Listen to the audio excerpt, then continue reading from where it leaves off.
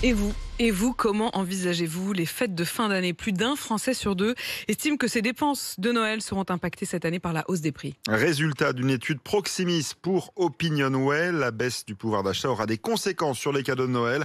Reportage à Paris signé Mao Becker-Granier.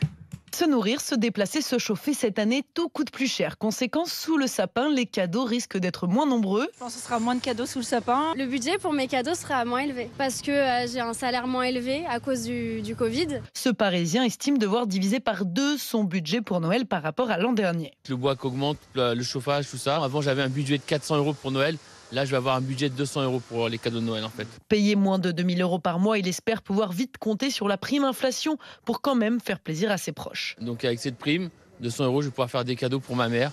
Donc, je l'attends énormément, cette prime. Les 2 tiers des Français comptent finir d'acheter leurs cadeaux de Noël au mois de novembre. Objectif, anticiper pour profiter des prix les plus bas et dépenser moins, explique Gontran Turing du Conseil national des centres commerciaux. Ces achats anticipés peuvent s'expliquer de deux façons. La première, une crainte est de ne plus avoir de produits en fin d'année. Et puis, par ailleurs, une volonté d'anticiper ces achats par rapport à des hausses de prix probables. Les Français prévoient de dépenser en moyenne 282 € à Noël. C'est 20% de moins qu'avant la